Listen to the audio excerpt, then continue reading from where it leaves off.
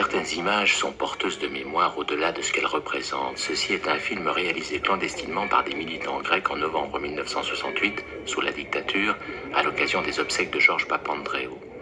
La mort d'un homme d'État libéral autorisait pour la première fois une manifestation populaire, et le film allait circuler dans toute l'Europe comme le premier tract de la résistance. Que ces images tremblées nous aident à ne pas oublier que l'année même où Paris jouait à la Révolution, le Chili de Pinochet était là, à 3 heures d'avion.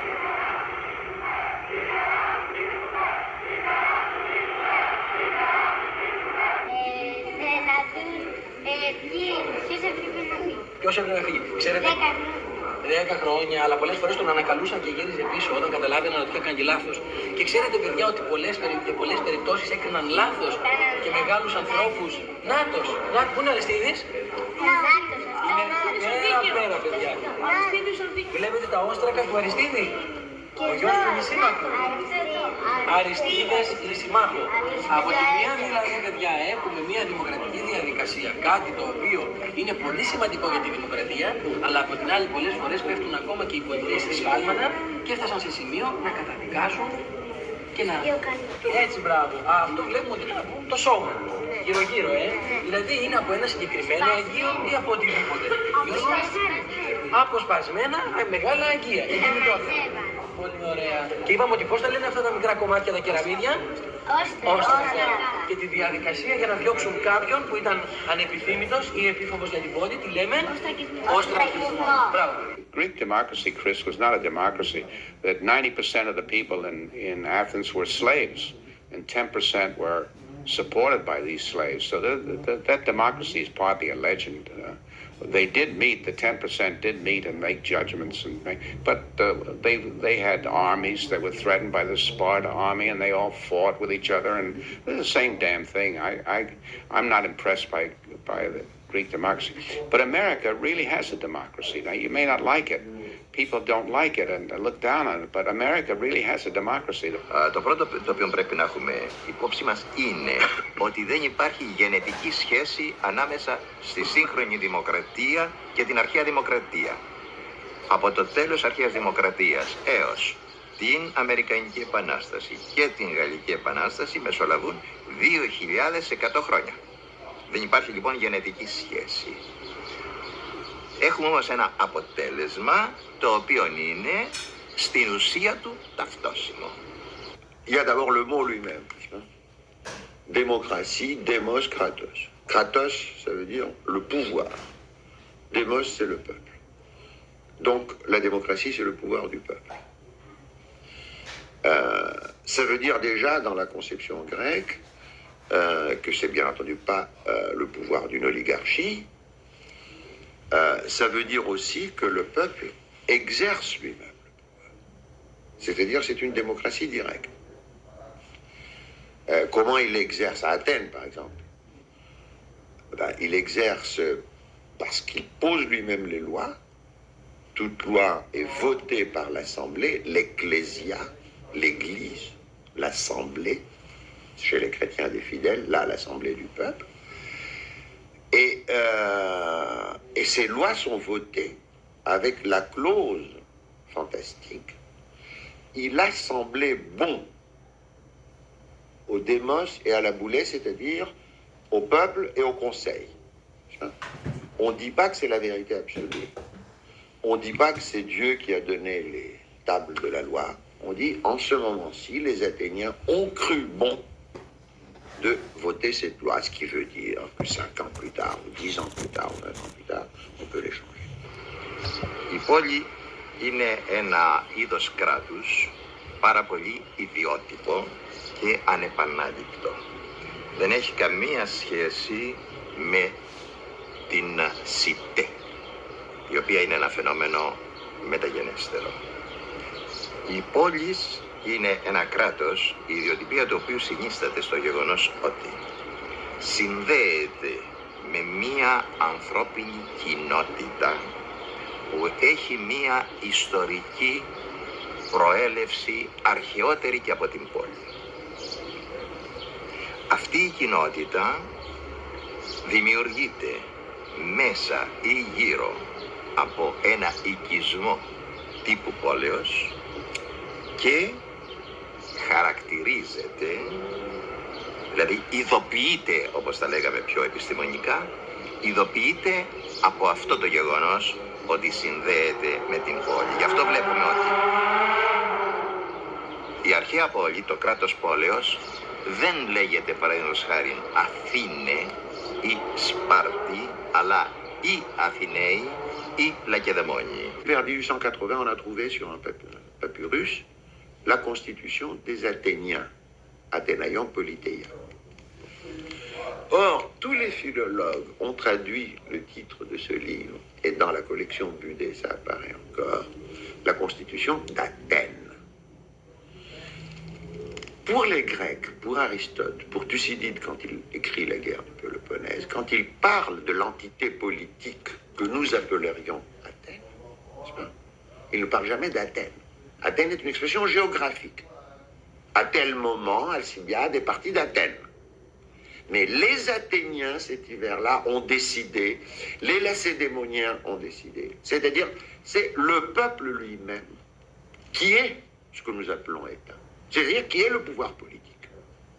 Alors que dans l'imaginaire politique moderne, nous ne sommes jamais sortis finalement de la conception qui a été créée par la monarchie absolue. C'est-à-dire qui a là le pouvoir, quelque part, un monstre, hein, le Léviathan, comme a dit Hobbes.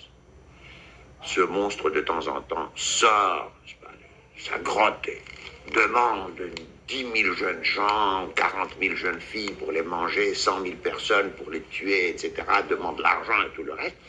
Nous ne pouvons rien à l'égard de ce monstre. Ce que nous pouvons faire, c'est placer autour de sa grotte des barricades en papier, qui s'appellent les constitutions, qui limitent les prérogatives de l'État. It seems to me quite evident that if we were to ask Aristotle to categorize what is called democracy in the modern world, he would declare that not a single one of them was a democracy. They were all oligarchies. They're all elected.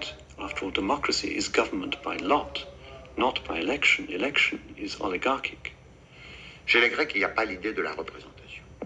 Encore une fois, personne ne dit que tout le monde peut à tout moment décider de toute chose. Ou bien il y a les spécialistes, ou bien il y a les magistrats. Mais il y a des magistrats. N'est-ce pas? Ces magistrats ne sont pas des représentants au sens que le peuple a dit, bon, on leur délègue tout pouvoir pendant une certaine période, comme nous faisons. Η πόλη είναι ένα σύνολο πολιτών. Δεν είναι κάτι υπέρ τους πολίτες. Είναι ένα σύνολο πολιτών και αυτός ο οποίος είναι πολίτης κατά τους αρχαίους πολιτεύεται, δηλαδή μετέχει των κοινών και η αφηρημένη έκφραση του πολιτεύεστε είναι η πολιτεία. The city-state, I think, would not. It's not a comfortable form of government. The democracy of Athens. You have perhaps 6,000 people, and you must address them and persuade them each day of your particular point of view. To be a politician was, I think, in the classical world, to have a neurosis, or at least a very big head. You had to have the ability to maintain a point of view when your listeners had perhaps forgotten it. And this, I think, is why the demagogue was an important part of the machinery of government. It was extremely difficult unless one had a loud personality, unless one had an enormous ego. It was extremely difficult to maintain the energy to persuade day in, day out, week in, week out, to persuade the people of the same truths. And naturally, many of the demagogues failed to do this and changed their minds on different occasions. And the people were continually rejecting their advice. It's a world without policies, without parties, and without continuity, in which the individual must decide each day on his future. Terrifying world. Non seulement ça devait être très violent, mais ça devait aussi être très vulgaire, et puis très, par moments, des couvages. Je suis persuadée. D'ailleurs, c'est leur rendre aussi hommage à ces gens-là que de leur donner leur chair, à ces espèces de trucs. C'est comme les statues, ils sont devenus blancs alors qu'ils étaient pleins de couleurs. Mais je crois qu'à l'Agora, ça devait être un peu le cirque aussi, à mon avis. Je ne sais pas, c'était des êtres humains en chair et en os, avec leurs passions, avec leurs velléités, avec leurs intérêts, surtout. Et ça n'a pas beaucoup changé, probablement. Bah, écoutez, c'est une bande de fripouilles, comme il y en a eu tout le temps. Bien entendu, pourquoi voulez-vous qu'ils aient été plus vertueux à ce moment-là, sous la simple raison qu'ils avaient pris la parole et qu'ils en connaissaient les ressources et le côté abusif. One of the continuities that you often seen between Athenian culture and ours is democracy in the political system. But what I see is continuous between the two, or similar between the two, is political bluff. The large amount of hypocrisy, especially in America, that we have to endure from our politicians, who can be counted on never to tell the truth. And the peculiar interest that we have in the personal, private, even sexual lives of our politicians. All of those things can be found in ancient Athens too. There was an almost McCarthy-like scrutiny procedure called the dokimasia, whereby any candidate elected by vote or by lot to public office for each year was allowed to be challenged by anyone in the audience. Anyone who knew any dirt on this person could bring it forward, and he would be subject to a full-scale trial and scrutiny. And yet, carefully looking at the documents of scrutiny, the trial cases we have, shows that such challenges were only brought by political enemies. They were never brought for an objectively moral reason. It's not that you were dissatisfied with an elected politician because of his morality. Rather, you used anything you could in his private life because you already objected to him on other grounds.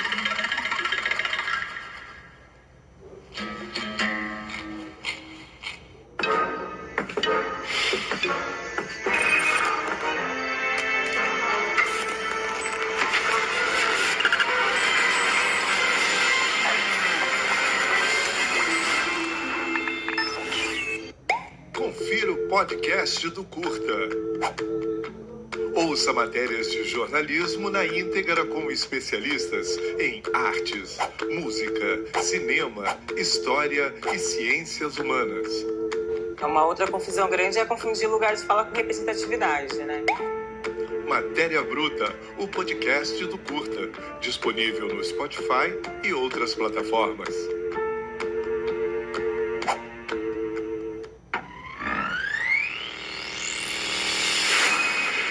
Para defender o meio ambiente, ele se arrisca. Every time the harpooner got to do a shot, I would maneuver the boat to block him. And then the captain on the Russian whaling boat, he looked at us and he went...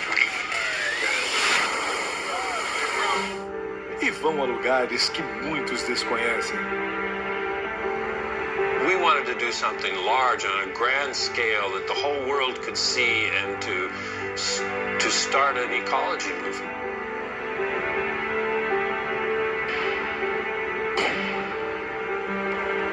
I'm asking you to take action. I'm asking you to take a stand. I'm asking you to make a moral choice between right and wrong and do something about it.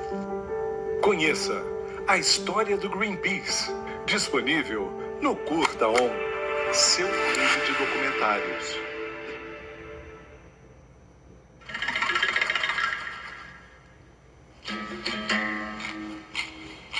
Il y avait à Athènes une disposition que moi je trouve absolument extraordinaire, qui s'appelait graphé par un aumône, accusation d'illégalité. le démos ne se considérait pas omniscient. Le démos pouvait voter une loi, n'est-ce pas? Et ensuite, un citoyen pouvait traîner devant les tribunaux la personne qui a proposé cette loi en disant qu'il a proposé une loi qui est illégitime ou contraire à des lois plus fondamentales de la cité ou à l'ensemble de l'esprit de la Constitution des Athéniens, n'est-ce pas? Le démos ne se considérait pas comme omniscient. Il n'y avait pas ce que les modernes ont appelé la division des pouvoirs, mais il y avait le fait qu'avec cette procédure, en un sens, le peuple pouvait faire appel de ses propres décisions devant une autre section de lui-même. Et il faut imaginer, vous avez un jour, c'est l'ecclésia, il y a le peuple, il y a un habile orateur qui entraîne les gens dans un moment passionnel à voter quelque chose. Ça devient une loi, c'est vrai. C'est un des risques de la démocratie. Ça n'est pas moindre d'ailleurs avec le Congrès ou le Parlement ou n'importe quoi d'autre, ou un président de la République. Bon, voilà. Mais il y a le contrôle. Il y a la possibilité du contrôle. C'est-à-dire que le lendemain ou 10 jours plus tard, un citoyen va devant un tribunal qui est tiré au sort et qui est composé de 1501 citoyens qui lui délibère dans le calme et qui dit, Chris Marker, Castoriadis, a entraîné le peuple à voter une loi qui est illégitime, il faut le condamner, on le condamne et la loi est annulée de ce fait. À vrai dire, c'était de tout autre nom qui était invoqué en 1988 pour entraîner le peuple. Πόση συνείδηση είχε αυτός ο κόσμος που έρχονταν από τα Μεσόγεια και έπρεπε να αφήσει τις δουλειές του και γιατί έπαιρνε κάποια αποζημίωση, αλλά βαριόταν να πάει και στην εκκλησία του Δήμου. Είναι γνωστό αυτό το ότι τους έσπρωχναν οι σκήθες στην τελευταία στιγμή, τους τελευταίους, με ένα σκοινί βαμμένο με μίλτο, είναι ένα ορυκτό από την ΚΕΑ, είχαν το μονοπόλιο οι Αθηναίοι, είχαν αγοράσει, δεν μπορούσαν πουθενά άλλου να πουλάει. Για να τους λερώσουν. Οι τελευταίοι λοιπόν ήταν κόκκι σημαδεμένοι. Ναι, αλλά δεν ξέρω από άλλα κείμενα να έχουμε έτσι τέτοια τίποτα. Κοιτάξτε, οι άνθρωποι είναι λιγότερο τέλειοι από τα συστήματα και από τις ιδέες. Είναι επόμενο. Οι ίδιοι αυτοί οι άνθρωποι οι οποίοι κατά κάποιο τρόπο πήγαιναν στην εκκλησία για να μην λερωθούν από το σκοινί το κόκκινο, οπότε θα πλήρωναν πρόστιμο. Οι ίδιοι αυτοί οι άνθρωποι παθιάζονταν φυσικά για την πόλη τους και έξω από τις κανονικές εκκλησίες του Δήμου που γίνονταν στην Πνίκα ή όπου αλλού, έξω από αυτές τις επίσημες συγκεντρώσεις, τα πολιτικά τα συζητούσαν όπου βρίσκονταν μερικοί άνθρωποι. Στις γωνίες, στις πλατείες, στα κουρία. Επομένως, στο θέατρο, επομένως παθιάζονταν για την πόλη με άλλους τρόπους. Μπορεί να ξεθύμεναν καμιά φορά στις ιδιωτικές συζητήσεις και να μην ήθελαν να πάνε. Moi, je ne dis évidemment pas que la police des Athéniens, enfin la cité des Athéniens, leur constitution, institution de la cité, c'est un modèle. Ce serait de la folie, non seulement à cause de la dimension physique, à cause d'une foule d'autres choses. Je dis simplement que c'est un germe, c'est-à-dire que nous pouvons nous inspirer de cela pour essayer de penser autrement notre relation à la loi, notre relation à la collectivité, notre relation au pouvoir. Or, dans le domaine que nous discutons, ce germe signifie quoi? C'est que les citoyens anciens considéraient effectivement que la communauté, la police, était leur affaire. Ils se passionnaient pour cela, n'est-ce pas? Et que les individus modernes, c'est là que le bas blesse, ne se passionnent. D'où d'ailleurs ce phénomène tout à fait caractéristique du monde moderne. Nous avons des longues périodes de plus ou moins grande apathie politique, pendant laquelle les affaires communes sont gérées par des politiciens professionnels. Et puis nous avons de façon paroxystique, comme des crises, des révolutions. parce qu'évidemment, les professionnels gérant le domaine politique ont été trop loin, ou ce qu'ils font ne correspond plus à ce que la société veut. La société ne peut pas trouver des canaux normaux pour exprimer sa volonté. On est donc obligé d'avoir une révolution, une crise sous cette forme, n'est-ce pas? C'est-à-dire, l'activité politique dans les sociétés modernes ne peut se réaliser que sous cette forme paroxystique de crises qui surviennent tous les 10, 20, 40, 50, 70 ans, etc. etc. Alors que par exemple, dans l'histoire de la cité des Athéniens, nous avons 3 siècles, je laisse de côté le 4e, qui est pour moi en effet le siècle où la démocratie s'atrophie, disparaît, dégénère, etc., après la défaite de 404, la guerre du Péloponnèse. Nous avons 3 siècles où il y a des changements de régime, mais où en tout cas, ces 3 siècles sont caractérisés par la participation constante, permanente des citoyens dans le corps politique. Ça ne veut pas dire des 100%, mais les plus récentes études, celle de Finlay par exemple, montrent que quand une affaire importante était discutée dans l'Assemblée du peuple à Athènes, il y avait 15-20 000 personnes sur 30 000 citoyens. Il faut savoir ce que ça veut dire. Ça veut dire qu'il y avait des gens qui partaient à 2 heures du matin de Sounion, ou de Laurium, ou de Marathon, pour être sur la Pnyx au moment du lever du soleil, quand les Prytanes annonçaient que la délibération était ouverte. Et ils faisaient ça pour rien. Le salaire ecclésiastique a été produit beaucoup plus tard. Ils perdaient leur journée de travail, ils perdaient leur sommeil pour aller participer. Et ça, il faut opposer avec une phrase qu'a très bien dite Benjamin Constant, vers 1820 déjà, quand il oppose la démocratie chez les modernes, la démocratie chez les anciens, où il dit à peu près cela. Constant était un libéral.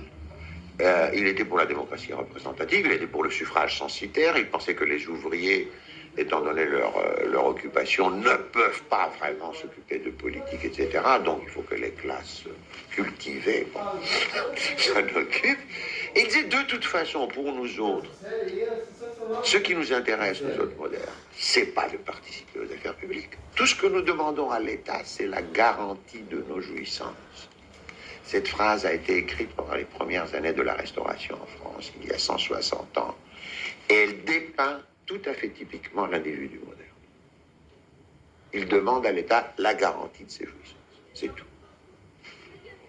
Αυτός ο νόμος σημαίνει ότι οι Αθηναίοι θέλανε να προστατεύσουν όσο περισσότερο μπορούσαν τη δημοκρατία τους, πολιτευμά τους. Ναι. Και κάνανε ακριβώς αυτή την παράσταση μετά, όπου η δημοκρατία τους και κάνει μια μορφή γυναίκας, στεφανώνει τον Δήμο. Τον Δήμο λέει τον λαό. Ναι, τον Δήμο τον έχουν κάνει με τη μορφή ενός άντρα. Τον στεφανώνει, δηλαδή τον κοιμά. Έτσι. Και εδώ από κάτω γράφει ακριβώς αυτόν τον νόμο για να τον ξέρει κάθε Αθηναίος και όποιος. Για να ξέρει αν μπορεί να τον τηρήσει. Ή να προστατεύσει τη δημοκρατία ή να αποφύγει να κάνει τυραννία. Να προσπαθήσει ποτέ να κάνει τυραννία. Au 5e siècle, donc, c'est l'apogée. Et puis, il y a la guerre du Péloponnèse. 431. Dans laquelle le début de la guerre du Péloponnèse, c'est effectivement une tragédie. Thucydide le dit très bien. C'est-à-dire que peu importe les prétextes que les Lacédémoniens ont utilisés pour déclarer la guerre, la vraie cause de la guerre, dit Thucydide, c'était le fait que les Lacédémoniens ne pouvaient pas supporter la puissance croissante des Athéniens et ils ont considéré qu'à un certain moment, il fallait arrêter cela.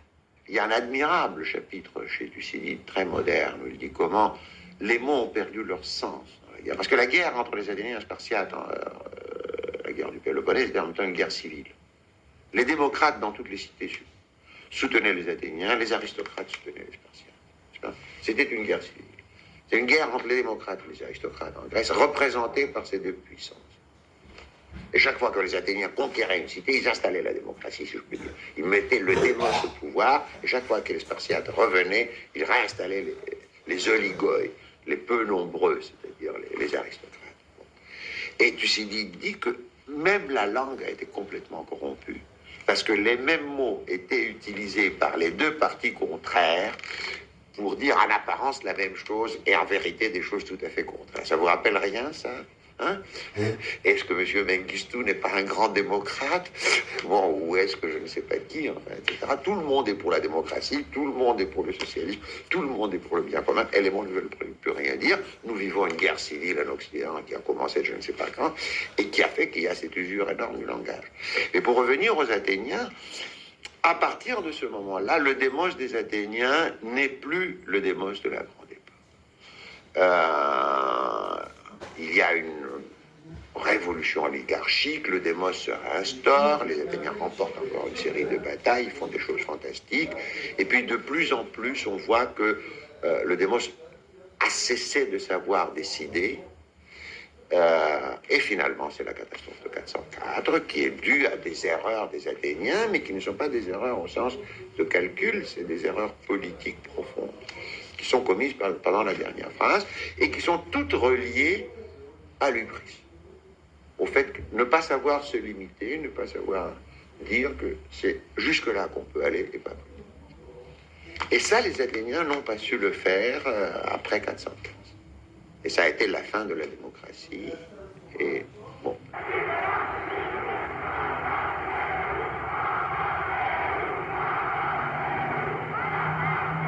Les manifestants du 3 novembre 68 avaient commencé par scander le nom de Papandréou, puis on avait entendu Eleftheria, liberté. Mais le mot qui a finalement explosé de la foule, c'est celui qui parcourt tout cet épisode, démocratie. Si l'on pouvait capter l'image de la démocratie que génèrent les peuples quand ils en sont privés, et la leur reprojeter comme une diapo une fois qu'ils l'ont reconquise. Ou bien faudrait-il dire de la démocratie ce que quelqu'un a dit du bonheur, cette chose qui n'existe pas et qui pourtant, un jour, n'est plus.